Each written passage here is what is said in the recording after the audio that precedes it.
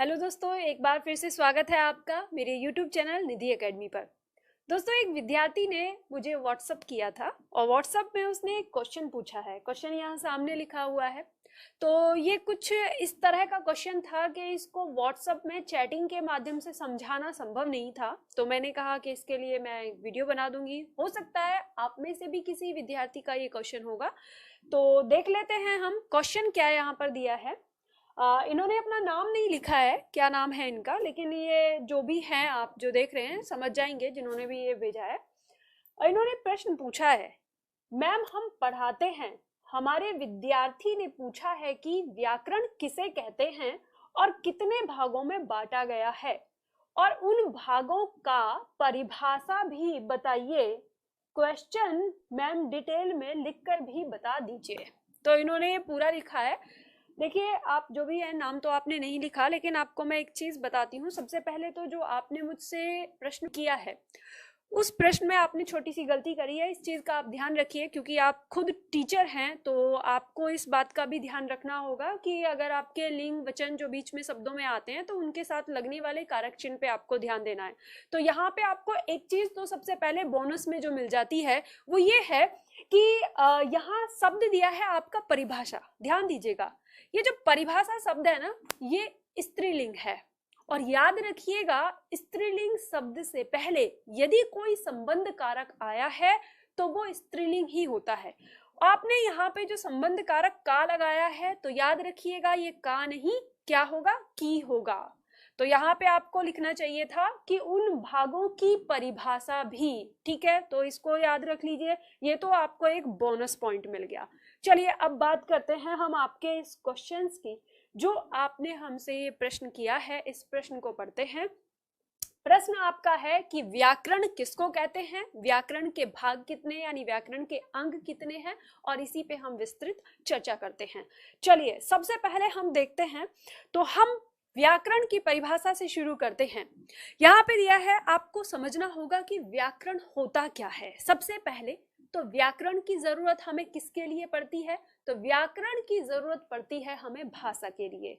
तो आपकी परिभाषा कहती है कि वह विद्या, विद्या का मतलब यहाँ पे कला से है। ठीक है, वह विद्या जिसके माध्यम से किसी भाषा को शुद्ध रूप में पढ़ते लिखते व समझते हैं उसे व्याकरण कहते हैं। देखिए, मैंने लिखकर ही दे दिया है। आपने कहा था लिखकर समझाइए हमको, तो मैंने आपको लिखकर दे दिया है। आप अपने स्टूडेंट को बता सकते हैं, समझा सकते हैं। जिनको इसे सीखना है वो सीख सकते हैं।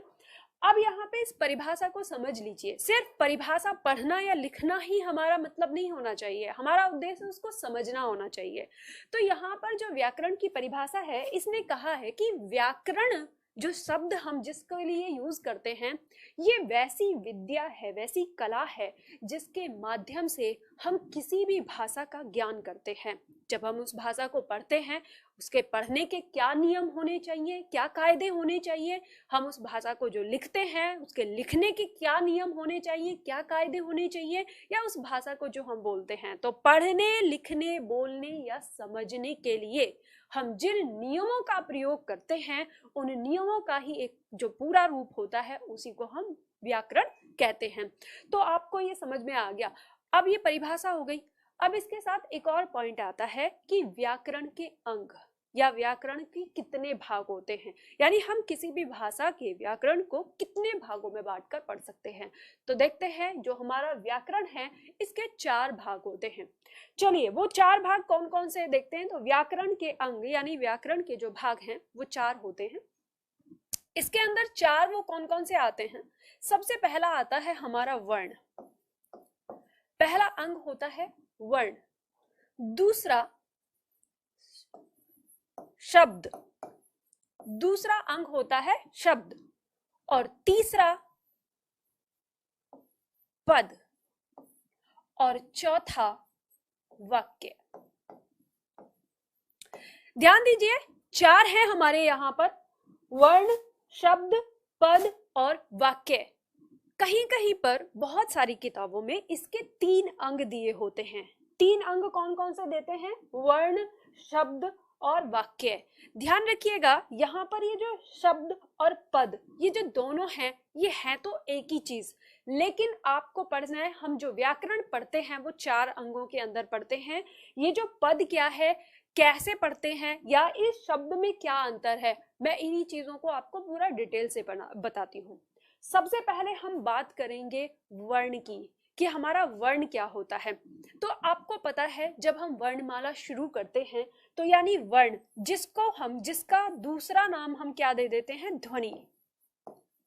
इसी के साथ साथ आपको यहाँ पर एक बात ध्यान देनी है कि ये ध्वनि हमारी भाषा की सबसे छोटी इकाई कही जाती है, ठीक है। तो यहाँ से हमारी भाषा क्या होती है, शुरुआत होती है। हम किसी भी अपनी जो भाषा शुरू करते हैं तो यहाँ से शुरू करते हैं। तो ये हमारा ध्वनि आ गया। ध्वनि को हम ये भी कह सकते हैं कि ये जो वर्ण है इसका मौखिक रूप है, यानी यहाँ पर जो हम कोई वर्ण लिख रहे हैं उसको हम मुंह से कैसा उच्चारण करते हैं, उसी चीज को हम ध्वनि कहते हैं। और ध्वनि को जब हम लिख देते हैं तो ध्वनि का लिखित रूप ही वर्ण कहलाता है। ध्यान रखिएगा, आपके एग्जाम में यहाँ से क्वेश्चन पूछे जाते हैं। ये वो पॉइंट है जिनसे एक एक नंबर के क्वेश्चन पूछे जाते हैं और आपको किताबों में इनकी व्याख्या नहीं मिलती। इसीलिए मेरे एक एक पॉइंट पर पूरा ध्यान दीजिएगा, और अगर आपको लगता है कि हाँ ये क्वेश्चन है तो अपनी कॉपी पर नोट डाउन कर लीजिएगा, ठीक है। तो यहाँ पर आपको 2 प्रश्न मिलते हैं, ध्वनि, वर्ण का मौखिक रूप, और वर्ण ध्वनि का लिखित रूप। तो पहले हम इसमें वर्ण में पढ़ते हैं। अब आपको ये बात पता ही है कि ये जो हमारी वर्ण है इनको हम कितने भागों में बांट के पढ़ते हैं। तो आपको पता है कि हिंदी वर्णमाला के अंदर जो हमारे वर्ण हैं वो 2 प्रकार में आते हैं, जिन्हें हम स्वर और व्यंजन कहते हैं। तो चलिए, ये जो आपका स्वर और व्यंजन है, अब आपको इतना तो पता चल गया कि एक जो हमारा अंग है ये इस पार्ट में आएगा, ठीक। हम इस पार्ट को पढ़ेंगे। अब स्वर और व्यंजन अलग अलग पढ़ाने का वक्त समय तो नहीं है, बहुत लंबा होगा, वो आप दूसरी वीडियोस में देख सकते हैं। तो एक तरीका हमने ये पढ़ लिया पहला। अब इसके बाद हम बात करते हैं इस शब्द की। ये जो शब्द है ये क्या होता है, तो ध्यान दीजिएगा, जो शब्द है अगर हम इसकी बात करें तो वर्णों को, यानी 2 या 2 से अधिक वर्णों को हम जब एक साथ मिलाते हैं और उनमें सार्थक अर्थ निकलता हो तो वही क्या कहलाता है, हमारा शब्द कहलाता है, ठीक है। तो उसी को हम शब्द कहते हैं। अब आपको यहाँ ध्यान देना है कि जब हम इसको पढ़ते हैं हमें इतना तो पता चल गया कि सार्थक यानी जो हमारे वर्ण हैं उनका जो सार्थक अर्थ निकलता है वो शब्द कहलाता है। अब इस शब्द के अंदर आते कौन कौन से हैं, तो आपको याद होगा जब हम शब्द के भेद पढ़ते हैं तो हमारे आते हैं इतिहास के आधार पर, यानी स्रोत के आधार पर, जिसमें हम पढ़ते हैं देशज शब्द, विदेशज शब्द, तत्सम शब्द, तद्भव शब्द, संकर शब्द। फिर हमारा दूसरा आता है रचना या बनावट के आधार पर। रचना या बनावट के आधार पर हम पढ़ते हैं शब्द हमारे 3 प्रकार के हो जाते हैं, जिसमें हमारा आता है रूढ़ शब्द आता है, यौगिक शब्द आता है, योग रूढ़ आता है। फिर इसके बाद तीसरा आता है हमारा अर्थ के आधार पर। तो हमारे अर्थ के आधार पर जैसे पर्यायवाची, जिन्हें हम कह सकते हैं समानार्थक शब्द, समान अर्थ रखने वाले शब्द। इसके बाद आता है हमारा विपरीतार्थक शब्द, विपरीत अर्थ रखने वाले शब्द। इसके बाद अनेकार्थक, यानी वैसे शब्द जिनका अर्थ अनेक हो। इसके बाद आता है हमारा जैसे समश्रुति भिन्नार्थक शब्द, यानी ऐसे शब्द जो बोलने में, उच्चारण करने में समान सुनाई देते हैं लेकिन उनका अर्थ अलग अलग होता है। तो ये हमारे अर्थ के आधार पर शब्द होते हैं। इसके बाद कुछ शब्द हमारे ऐसे होते हैं जो पद का रूप ले लेते हैं। अब पद का रूप ले लें, तीसरा इसको समझते हैं। ये हमारा क्या होता है, अब हम इसको सबको हटा देते हैं, बात करते हैं अब इसकी पद की। तो ये पद अगर देखें मुख्यतः हम ऊपर से, तो ये पद जो हैं ये हमारे शब्द ही होते हैं, लेकिन इन्हें पद क्यों कहते हैं। जैसे सपोज करो हमने यहाँ पे लिखा लड़का, या हमने लिखा यहाँ आम, ठीक है, या हमने यहाँ पर लिखा जाता। इस तरह से हमने 3-4 शब्द ले लिए। अब आपको पता है कि अगर हम ऐसे सिंगल सिंगल इनको देखते हैं तो ये हमारे शब्द कहलाते हैं, ठीक है। लेकिन अगर हम इन शब्दों को एक जगह प्रयोग करें, वाक्य में जब हम इनको प्रयोग करते हैं, जैसे मान लो हमने कहा कि लड़का आम खाता है। ध्यान दीजिएगा, हमने वाक्य प्रयोग किया है और इस वाक्य प्रयोग करने के बाद यहाँ पर जो हमारा ये लड़का शब्द आया है, अब ये शब्द ना रहकर क्या कहलाता है, पद कहलाता है। यानी अब इस शब्द को क्या मिल गई, एक पदवी मिल गई। अब ये पदवी कौन सी है, इसको ये पदवी है इसको संज्ञा की, ठीक है। क्या कह सकते हैं हम इसको, संज्ञा कह सकते हैं। वाक्य में ये कहाँ प्रयोग हो रहा है, किसके स्थान पर प्रयोग हो रहा है, तो हमें पता है वाक्य में ये कर्ता के स्थान पर प्रयोग हो रहा है। तो दूसरी पदवी कौन सी हो गई, इसकी कर्ता की हो गई, ठीक है। हम इसका वचन देख सकते हैं, इसका वचन कौन सा है, इसमें एक वचन है। हम इसका लिंग देख सकते हैं, इसमें लिंग कौन सा है, पुल्लिंग है।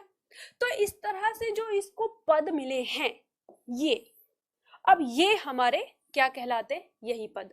तो याद है आपको, जब हम व्याकरण पढ़ते हैं तो हम पढ़ते हैं ना उसमें पद के भेद, तो वही आ गया। तो ये हमारा तीसरा स्तंभ हो गया, यानी तीसरी व्यवस्था हो गई, हम इसे कह सकते हैं तीसरा अंग हो गया हमारा भाषा का, जो हमने पढ़ा। अब इसके बाद बात करते हैं हम वाक्य की। चलिए इसको हटाते हैं। अब इसके बाद बचा हमारा यहाँ पर वाक्य।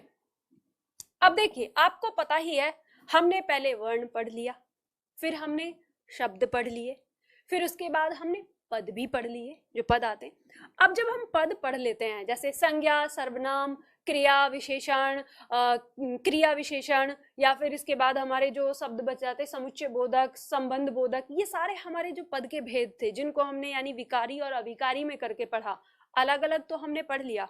अब इनको हम जोड़ के पढ़ते हैं। जोड़ के कब, वाक्य में। तो हम वाक्य की परिभाषा रखते हैं कि जब हम कई सारे शब्दों को मिलाकर एक सार्थक अर्थ प्रदान करते हैं, तो वो हमारा वाक्य कहलाता है। याद रखिएगा, सार्थक अर्थ का मतलब होता है जब किसी बात का कुछ अर्थ निकलता हो, वही हमारा क्या कहलाता है, सार्थक कहलाता है। जैसे मान लो हमने कहा कि मोहन घर जाता है, तो इस वाक्य का सार्थक अर्थ ये निकलता है कि जो मोहन नाम का व्यक्ति है ना, वो अपने घर जा रहा है, इसका मतलब ये निकला है। तो वो जो पीछे मतलब निकल रहा है ना, उसी को हम सार्थक अर्थ कहते हैं। तो जब हम दो या दो से अधिक शब्दों को एक साथ जोड़कर लिखते हैं और उनका कोई सार्थक अर्थ निकलता है या पूर्ण भाव आता है, उसी को हम क्या कहते हैं, वाक्य कहते हैं। और आपको ये पता है कि वाक्य भाषा की सबसे बड़ी इकाई कहलाता है। याद रखिएगा, आप जब इस तरह से पढ़ते हैं, आपके एग्जाम में यहाँ से भी क्वेश्चन पूछा जाता है।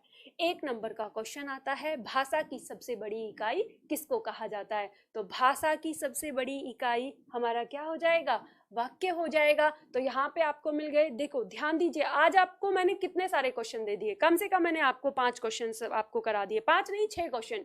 सबसे पहले आपको व्याकरण की परिभाषा, व्याकरण के कितने अंग होते हैं ये बताया, 2 क्वेश्चन हो गए। फिर उसके बाद मैंने आपको वर्ण और ध्वनि के बारे में बताई, 2 क्वेश्चन यहाँ पर हो गए।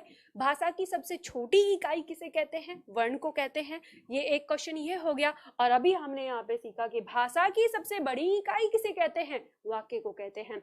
तो आपको पता चला, एक छोटी सी एक 5 मिनट की क्लिप में या एक 10 मिनट की क्लिप में आपने कितने क्वेश्चन सीखे, 5 क्वेश्चन।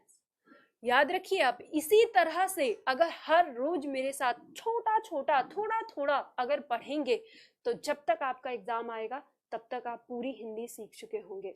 कमेंट करके मुझे बताइएगा ये वीडियो आपको कैसी लगी। अगर ये वीडियो आपको अच्छी लगती है तो अपने दोस्तों को भी बताइए, उन्हें भी सिखाइए कि हिंदी को किस तरह से पढ़ना है। और याद रखिए, जब आप लोग कमेंट करते हो ना, तो मुझे हौसला मिलता है, जोश मिलता है। अगर आप मुझे कमेंट करके नहीं बताते कि कैसे लगा है, तो मेरा मन भी उदास हो जाता है। तो आप लोगों की कमेंट मेरे लिए बहुत मायने रखती है। मैं आप लोगों की कमेंट को हमेशा पढ़ती हूँ। रात को सोते समय एक बार जब तक मैं आप लोगों की कमेंट पढ़ नहीं लेती, तब तक मुझे नींद नहीं आती है। तो ये मेरे लिए एक जोश का काम करता है। जब भी मैं आप लोगों की कमेंट देखती हूँ और जब आप लिखते हो, जब मेरे बारे में कहते हो, मैम आपने ये पढ़ाया, आपसे ये पढ़ के मुझे ये फायदा हुआ, ये अच्छा लगा, आप लोगों का काम जब होता है, आप लोग जब उसे याद करते हैं, सीखते हैं, तो मुझे बहुत खुशी होती है। तो इसी तरह से जैसे आज इस विद्यार्थी का मैंने एक डाउट लिया, आपको भी अगर कोई डाउट है तो आप मुझे कमेंट्स में लिखिए। जैसे ही मुझे समय मिलेगा मैं आपका कमेंट जरूर लिखूंगी, जरूर मैं आप लोगों के लिए उस वीडियो को बनाऊंगी। इवन आप अपना नाम भी लिखिए, मैं आपके नाम को भी बोलूंगी कि ये किसका डाउट है। वीडियो को शेयर करिए, लाइक करिए, खुश रहिए। Thank you for watching.